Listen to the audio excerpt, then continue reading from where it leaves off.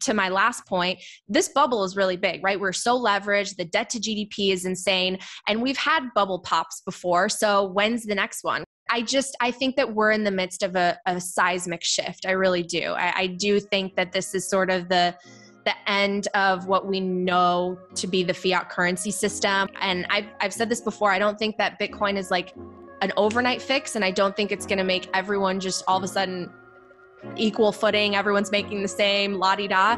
No. But it's going to level the playing field.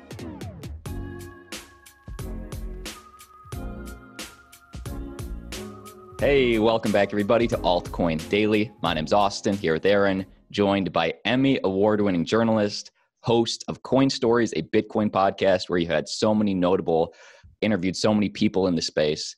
Natalie Brunell, thanks for joining us. Oh, you guys are so kind. Thank you so much for having me. I'm really excited to chat with you. Absolutely. Now, I know most of our audience probably has seen your stuff before, but could you just go over your background and how you got into cryptocurrency originally?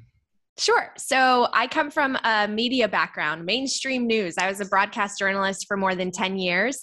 And I'm a first generation immigrant. My family came here from Poland. And I always dreamt of just like working in, I guess the world of journalism, because I wanted to learn and interview people. I love talking to people and hearing their stories. So I was a journalist for many years. And, it's really interesting as I feel like as a reporter, I sort of witnessed the increasing division in our country and polarization, and how everything's kind of become you're on one team or another, and everyone kind of infights and hates each other. And it made me really sad because I felt like everyone that I interview and talk to, there's something so fundamentally broken. And my family experienced it as well because they came here, worked really hard, and lost everything in the financial crisis of 08, 09. And so I guess I just had this like underlying feeling that like, gosh, like what is wrong with the system? Like, why is it so hard? Why is it getting harder every single year? Why is the American dream more and more difficult to achieve? And in 2017, I was working as a reporter, and I had friends who were crypto investors. They had Bitcoin and they were on Coinbase and all that. And so I first learned about it and began to invest. Probably like most people, I didn't really understand what I was investing in. I just kind of thought I was taking a gamble, a risk. I was hoping it might pay off. And then a mentor of mine about 2 years later gave me The Bitcoin Standard by Saifedean Ammous.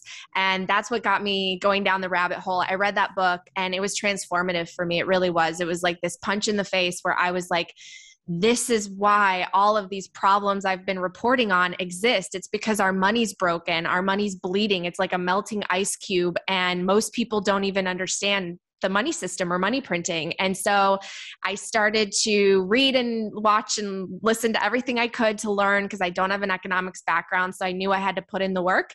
I decided to start interviewing people within the space to learn even more. And I published Coin Stories about 10 months ago, leading into last year's Bitcoin conference, thinking it was just going to be a hobby, a fun side project. I had no idea that it would turn into my new career, but I feel so blessed and grateful because I think that Bitcoin is the solution to so many of our problems as a society.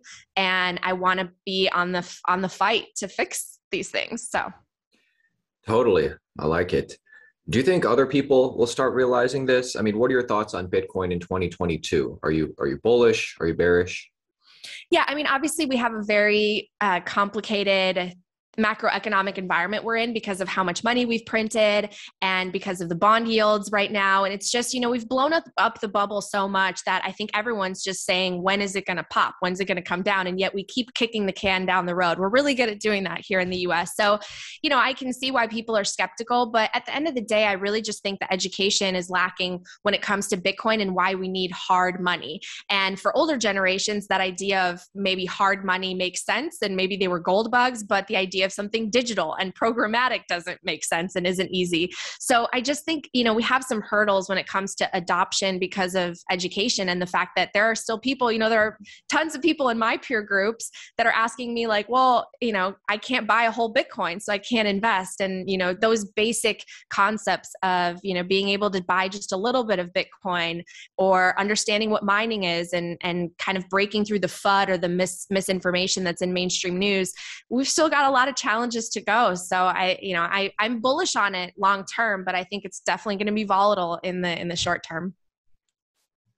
Back in 2020, we saw a huge catalyst for why we need Bitcoin, meaning the Fed printed so much money, 40% of the money supply now in the last 18 months, back then in 2020. It was just huge to show why something that was hard money, hard capped supply, can't be debased or censored was needed. Looking to the future, what could you see as maybe a next catalyst? Maybe that's an ETF, maybe it's increasing tensions geopolitically. What could you see? I think it's going to be an intersection of a lot of factors. I mean, I do think that there's going to be geopolitical issues that drive adoption and drive sort of a spotlight onto why we need Bitcoin, because the kind of power of the dollar being global reserve currency is weakening. And so I think that not only the average person, the average investor, but countries are starting to think about, well, where are we holding our assets? What's in our reserves? And we obviously see countries like Russia and China de-dollarizing and putting more and more into gold. I also think that when it comes to regulation, we do need clarity. I think that that's going to come down in the next year or two. I was really pleasantly surprised by Treasury Secretary Janet Yellen's recent comments saying that all of a sudden she thinks that there's a lot of innovation and competitive advantage that the US could have with something like Bitcoin and crypto. But we obviously do need regulatory clarity, especially for institutions, because they're the ones that I think are going to drive sort of the big numbers and help a lot of retail investors get in as well. So I think a lot of factors are going to come together. And, you know, to my last point, this bubble is really big, right? We're so leveraged. The debt to GDP is insane. And we've had bubble pops before. So when's the next one? Because I think at that point, again, people will question like, well, why am I putting my money in the dollar or in things that can suddenly just like be manipulated or come crashing down? I want to put it in this scarce, programmatically perfect hard money that no one can ever debase, control, inflate. So I think again, in the long run, everything's good for Bitcoin. Now, is this bubble going to pop sooner rather than later? What do you think? So that's a great question. I mean, if you listen to my show, I've brought on some macroeconomic strategists who I find fascinating, who basically say that the bubble pop is imminent, right? They say that there's going to be this big deflationary bust, after which, you know, I sort of think that hyper Bitcoinization will ensue because people will finally realize, well, they need to jump off this sinking ship and come onto the life raft that is Bitcoin. But I don't know, because at the same time, our country, we just do such a good job at kicking the can down the road. And it seems like everyone just sort of agrees that it's a house of cards, but we're just going to keep playing the game, right? So I don't know. I mean, I wouldn't be surprised. Here's the thing. I now feel like I wouldn't be surprised if the whole thing comes crashing down tomorrow. And I also wouldn't be surprised if we last another 2 years and we just, you know, go through these phases of printing more and more money, injecting liquidity into the economy. And, you know, Bitcoin is happy one day and not so happy the next. But I think that we're in the midst of a seismic shift. I really do. I do think that this is sort of the end of what we know to be the fiat currency system, with the dollar as the petrodollar, the global reserve, unless America really, you know, takes a stand and says, we're going to buy up all the Bitcoin we can. Because I just don't know how you reverse it at this point. And I think as our world tends toward more globalization, we need to reorder some things with our economy and with our currencies. Could you talk about, you know, I think all of us agree on the problem with the monetary system and everything. Could you talk about why Bitcoin is the main thing you're focused on, as opposed to, we hear this term Web3, like why is Bitcoin the main one? Yeah, so I'm a really big believer in free markets. So all the people that are very passionate about altcoins or Web3 or NFTs, you know, I always wish them the best. At the end of the day, I don't even feel like they're in the same category. There's a tweet that I saw from Lynn Alden the other week that I really liked. It was like basically saying that comparing, you know, Bitcoin to other cryptocurrencies is like comparing gold to Tesla or other tech companies. Like they're different. And, you know, an economy needs all sorts of innovation and projects and services. And for me, it's more so about shining a spotlight on how our system being controlled by the few and having a form of money that's essentially manipulated and and coerced, like we're coerced to use it because there's a central bank and a central authority that issues it. It's led to a lot of inequality and led to a lot of problems that I think could be fixed if we return to sound money. Now, the problem is that good economics is bad politics. I think Peter Schiff made up that phrase, but it's true, right? Like if a politician came in there and said, hey, it's going to hurt for a while for us to do the right thing, there's going to be some pain. But here's why in the long run, this will pay off. This will fix, the debt spiral that we've been going down. You're not going to win very many votes because people just want the free checks and they want the easy weight loss and they want everything to come tomorrow, the instant gratification, and it's just not going to happen. But what I love about Bitcoin is it's this like parallel rail that you can opt out of at any point, right? We all come into it at a different time. I wish I was earlier. There's going to be people years after me that wish they came in when I did. But it's about personal freedom and personal responsibility where you are taking control of your financial future and of the assets that you've worked so hard to acquire by putting it in a place where it, again, can't be debased, can't be manipulated, and can't be controlled. And over the long term is just going up in value. I just think we need a reordering of our economy so that it's not benefiting the few, the government bureaucrats that have the power, or the corporations that are too big to fail, but actually like for everyone to be able to contribute based on what they provide the economy, the services, the products, the entrepreneurship and innovation that they have to offer. And I think that we would have a more equal society. And I've said this before, I don't think that Bitcoin is like an overnight fix. And I don't think it's going to make everyone just all of a sudden equal footing, everyone's making the same la-di-da. No. But it's going to level the playing field so that people don't get disproportionate access to capital because of, rent seeking and the fact that they have access to certain people or certain easy money avenues.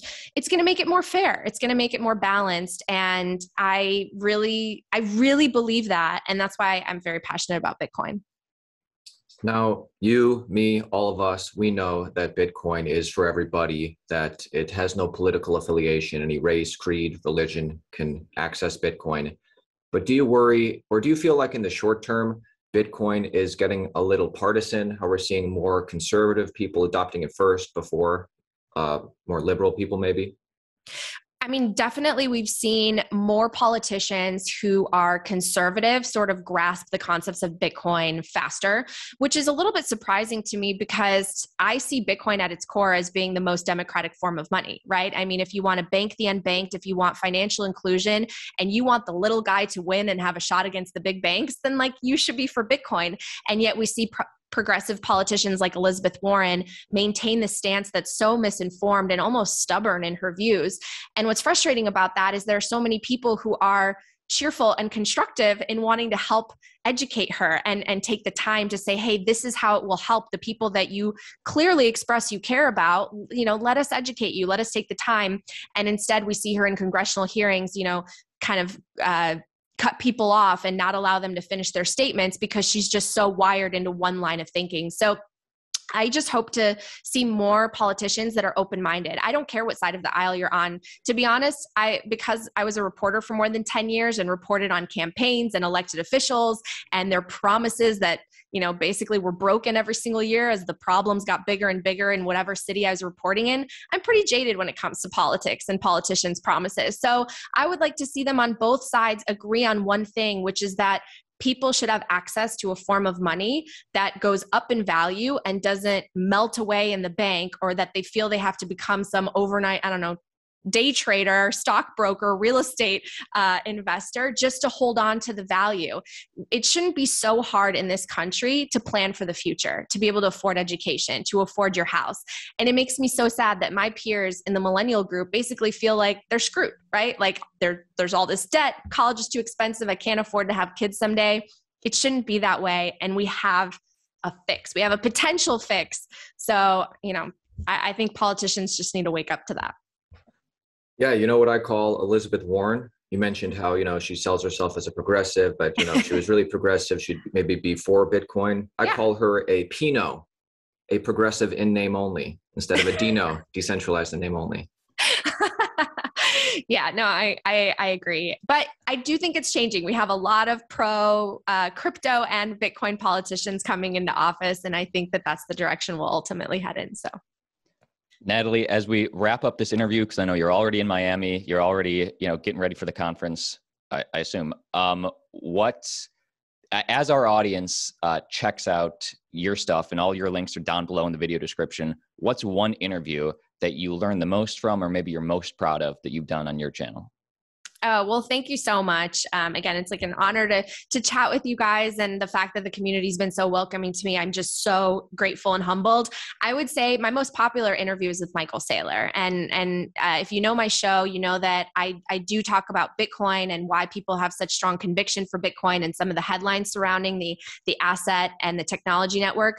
But I also talk about people's backstories. I love that like human interest side to interviews, because we're all human, right? We all come from somewhere, and we all had dreams when we were little. And some of us have been more or less successful at achieving some of those dreams. And so I loved interviewing Michael and learning about his backstory and like how he built his company, why he is the way he is, and why he believes in Bitcoin. So I'd say that one, but also my most recent drop, Jack Mallers, incredible interview. He's such a man of integrity and so strong in his family values, which is why I think, he's driven by Bitcoin and the idea that it could change the world. So I highly recommend both of those interviews. And, people are wondering, we said we're interviewing you. People are wondering if there's any other investments you're into besides Bitcoin. So I'm I'm the thing that crypto investors hate, right? I'm like Bitcoin only.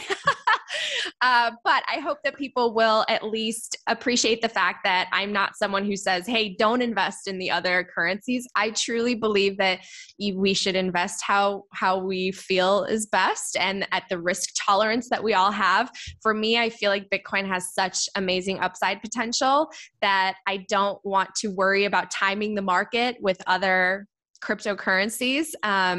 I don't have the time for it, to be honest with you. So I'm just going to stick with Bitcoin for now. I love it. I think that's cool. Nothing wrong with Bitcoin only. My final question, kind of a fun question, is Bitcoin price prediction 2022. What do you think? The end of the year? Sure. So I'm more bullish than other people. I do think that we're going to have some sort of a seismic crash potentially in the upcoming months or years. But I do still think that Bitcoin will hit a new all-time high this year. So I'm going to say at least $80,000. Okay. I'd love that. We bring all these Bitcoiners on this year, last year, including us, everybody was saying 100K. And now we're bringing all these Bitcoiners on this year, and they're all a little tepid to say, I think that's bullish. Yeah. Well, it's funny though. I'm going to put this out there. As much as I want to see Bitcoin at $100,000, here's the thing. I know it will get there. I think you guys both know it's going to get there. We're going to see those headlines, but I kind of don't want it to be right now because I'm accumulating more right now. When it's 100, I'm going to be so depressed because it's going to be so hard to get chunks. So you know what? Let it be suppressed because I'm stacking. I'm enjoying my new career and helping educate people about Bitcoin. And I'll be happy if this lasts another 2 years. I've got time for 100K. I love it. I find always the true bulls don't mind it dipping much lower for the accumulation. Yeah. But Natalie, thank you so much for joining us today. Links are down below for all your stuff. Final thoughts for the Altcoin Daily audience. Yeah, just do what you can to educate the public and know that, this is about the marathon, not the sprint. We're all in this together. I think that we're moving in the direction of being able to fix so many problems. And I think sometimes we forget the humanity that is among us, the connections that we need in order to thrive as human beings. And everything I come from a news background, right? So you turn it on, you get depressed. It's always bad news, but look deeper than that because there is so much good in this world. And Bitcoin, I think, is in this divine way, an opportunity for us to come together. And I'm just so inspired by both the community and the potential of what this technology and what this money could do for the world. I love it. Awesome. Thanks so much for coming on today, Natalie. Awesome to have you. Thank you. Thanks for having me.